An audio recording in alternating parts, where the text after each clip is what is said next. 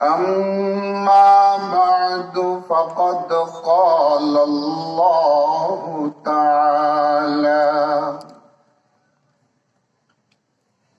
أعوذ بالله من الشيطان الرجيم.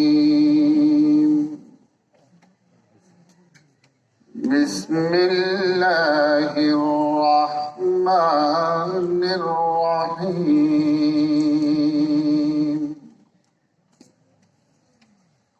قال الله: هذا يوم ينفع الصادقين صدقهم، لهم جنات تجري من تحتها الأنهار خالدين فيها أبدا، رضي الله عنهم ورضوا عنه، ذلك الفوز العظيم.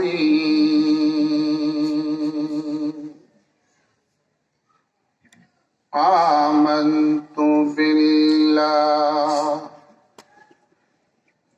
صدق الله مولانا العظيم، وبلغنا رسوله النبي الكريم، ونحن على ذلك لمن الشاهدين والشاكرين،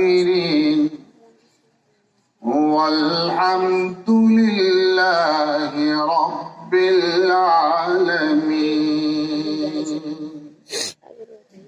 اللهم صل على محمد وعلى آل محمد، كما صليت على إبراهيم وعلى آل إبراهيم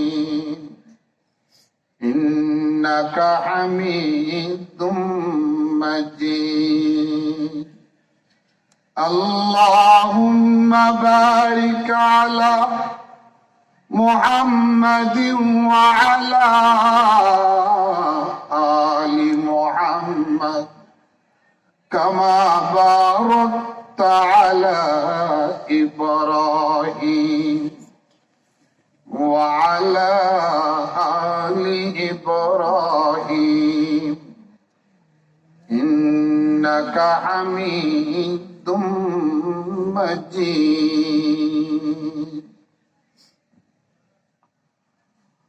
আল জামিয়াতুল ইসলামিয়া তলুলি মাদ্রাসা হাফেজ ছাত্রদের পাগড়ি প্রদান উপলক্ষে আয়োজিত খতমে বুখারী শরীফ উপলক্ষে অনুষ্ঠিত আজকের এই ইসলামী সম্মেলনের সর্বশেষ অধিবেশনের সম্মানিত শ্রদ্ধেয় সভাপতি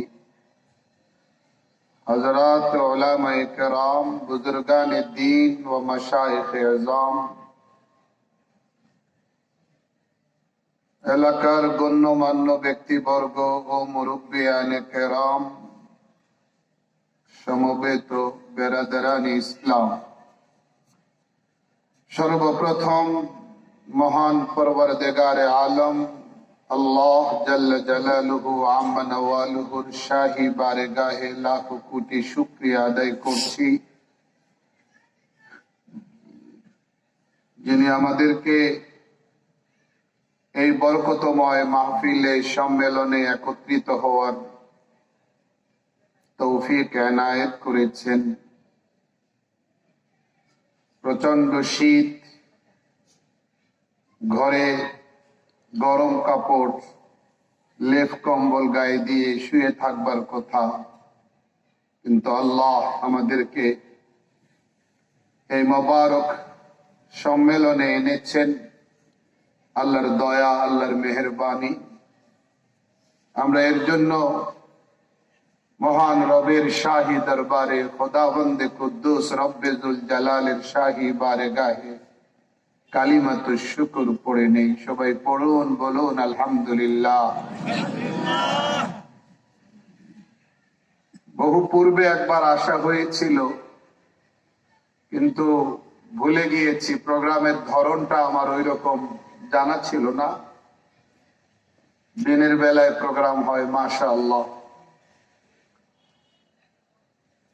আমাকে এমনি 8টায় 8:30 এই টাইমেই আসার কথা। এসে শুনলাম যে দিনের বেলায় প্রচুর লোক সমাগম হয়েছে। হাক্কানি রব্বানি ওলামা একরাম বুজুর্গানে দ্বীন নসিহত পেশ করে চলে গেছেন। একটু আগে শুনলাম এশার নামাজ হয়নি। আমি অবশ্য নামাজ পড়েছি রাস্তায়। বিলম্ব না করাই মুনাসিব। সময় থাকলেও নামাজ থেকে ফারেগ হওয়ার প্রয়োজনীয়তা আমরা সবাই বুঝি যত দ্রুত সম্ভব। এজন্য দীর্ঘ আলোচনা নয়, মোটামুটি কিছু কথা আল্লাহ যেন বলার, আপনাদেরকে শুনবার এবং বক্তা শ্রোতা সবাইকে মানার আর আমল করার তৌফিক দান করেন।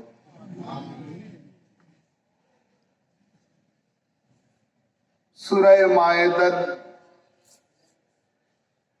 শেষ আয়াতে কারিমার আগের আয়াতে কারিমা তিলাওয়াত করেছি। আল্লাহ ইরশাদ ফরমান, কিয়ামতের দিনে আল্লাহ ঘোষণা দেবেন যে আজকের দিনটা এমন একটা দিন, যেই দিনটাতে সত্যবাদী যারা, সততার সাথে জীবন যারা পরিচালনা করেছে, তাদের সততা, সত্যবাদিতা তাদের বড় উপকারে আসবে। কি উপকার? তাদের জন্য থাকবে জান্নাত। কেমন জান্নাত? যার তলদেশে প্রবাহিত হবে নদী সমূহ, নহর সমূহ।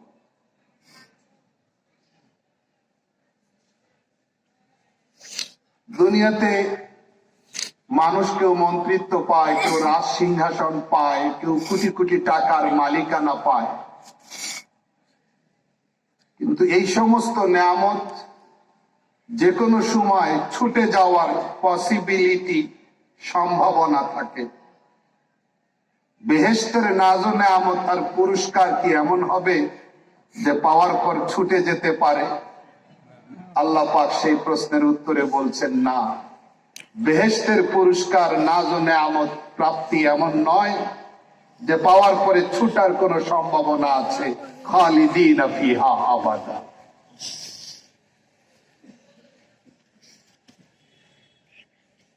এই সত্যবাদী শ্রেণীর ইমানদারদের উপরে আল্লাহ বলেন, আমি তাদের উপরে রাজি, তারাও আমার উপরে রাজি।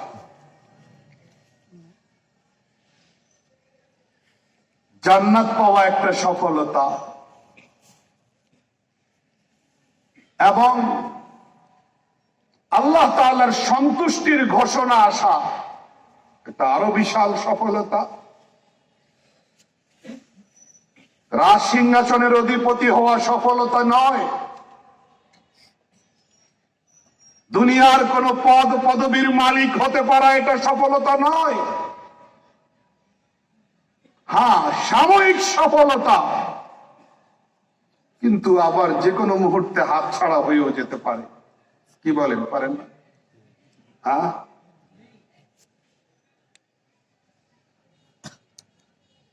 এই জন্য কোন কোন জায়গায় কোরআনে কারিমে আফলাহা শব্দ বলা হয়েছে। কাদ আফলাহাল মুমিনুন, কাদ আফলাহা মান যাক্কাহা, কাদ আফলাহা মান তাযাক্কা। ফালাহ আরবি শব্দ, অর্থাৎ এইরকম সফলতা যেটা অর্জিত হওয়ার পরে হাতছাড়া হওয়ার কোন সম্ভাবনা। একজন মৎস্য শিকারী বড়শি দিয়ে হোক আর জাল দিয়ে হোক, ঘন্টার পর ঘন্টা মাছের জন্য হন্যে হয়ে কষ্ট করে যাচ্ছে। 5-7 ঘন্টা অপেক্ষা করার পরে কয়েক কেজি ওজনের মাছ পেয়েও গেছে। শিকারী হিসাবে তার ভাবাটাই স্বাভাবিক, যা আমার দীর্ঘ প্রতীক্ষার অবসান হলো, তাই না? মনোযোগ মনোযোগ। একজন শিকারী হিসেবে তার ভাবাই স্বাভাবিক, যা আমার দীর্ঘ অপেক্ষার পালা শেষ। I am success. এত বেশি ওজনের মাছ পেয়ে গেলাম। মৎস্য শিকারী বেচারা যখন নিজেকে সফল ভাবছে, মাছ হাতেও নিয়েছে, কিন্তু হাতও পিছলা, মাছও পিছলা, হাত থেকে আবার ফসকে পানিতে পড়ে গেছে। এটা কি সফলতা? 3-4 কেজি ওজনের মাছটা পেয়ে যাওয়া তো সফলতা ছিল, বাট আবার পানিতে চলে গেছে, পড়ে গেছে। রাজার রাজত্ব, মন্ত্রীর মন্ত্রিত্ব, ধনী ব্যক্তির সম্পদ ওই মাছ শিকারীর মতো ক্ষণিকের মধ্যে না ফসকে গেলেও একটা না একটা পর্যায়ে গিয়ে ফসকে যাবে, কোনো সন্দেহ আছে? অতএব দুনিয়ার কোন বিষয় আদি, রাজা হওয়া, মন্ত্রী হওয়া, দুনিয়ার কোন চেয়ার আর কুর্সি পাওয়া, এটি সাময়িক একটি ক্ষণিকের মজা। জান্নাতি হওয়া এটি সবচেয়ে বড় সফলতা। আল্লাহ পাক এই জায়গায় জান্নাতের ঘোষণা দিচ্ছেন ওয়াসফে সাদাকাতের উপরে, সততার গুণের উপরে। আর রাদিয়াল্লাহু আনহুম ওয়া রাদু আন, এই ঘোষণাটি কোরআনে কারিমে 4 সূরায় এসেছে। প্রথম জায়গা হলো এই সূরা মায়েদা, দ্বিতীয় সূরা সূরা তাওবা, তৃতীয় সূরা সূরা মুজাদালা, চতুর্থ সূরা সূরা বাইয়িনা। 4 বার আল্লাহ পাক বলেছেন রাদিয়াল্লাহু আনহু ওয়া রাদু আন, আমিও তাদের উপরে রাজি, তারাও আমার উপরে রাজি। উভয় পক্ষ থেকে সন্তুষ্টির ঘোষণা, কোরআনের ঐতিহাসিক ঘোষণা, তাৎপর্যমণ্ডিত ঘোষণা। এই রাদিয়াল্লাহু আনহু ওয়া রাদু আনহুর মতো এত দামি ঘোষণার মেজদাক কারা আমরা জানি? কারা? সাহাবায়ে কেরাম রিদওয়ানুল্লাহি আলাইহিম আজমাইন। সাহাবায়ে কেরাম, তাদের নামের সাথে মুফতি আবু বকর সিদ্দিক লেখা হয় না, আল্লামা ওমর ফারুক লেখা হয় না, পীরে কামেল ওসমান গনি লেখা হয় না। লেখা হয়? হ্যাঁ, তার মানে ওনারা কি পীরে কামেল ছিলেন না? মুহাদ্দিস মুফতি ছিলেন না? আল্লামা ছিলেন না? মুফাসসির ছিলেন না? সব কোয়ালিটি ছিল, দরকার নাই। সাহাবিয়তের স্ট্যাটাস এসে গেছে, সব এসে গেছে। বুঝেন নাই আমার কথা? তো সাহাবায়ে কেরাম রিদওয়ানুল্লাহি আলাইহিম আজমাইনের শানে কোরআনে কত আয়াত, হাদিসের ভান্ডারে, হাদিস শরীফের যখীরায় কত হাদিস। ইমানি সকল আওসাফের তারা হামিল, বাহক ছিলেন, ধারক ছিলেন। কিন্তু এই 4 জায়গায় 4 সূরায় তাদের বিশেষ 4টা কোয়ালিটির ভিত্তিতে আল্লাহ পাক ঘোষণা দিয়েছেন।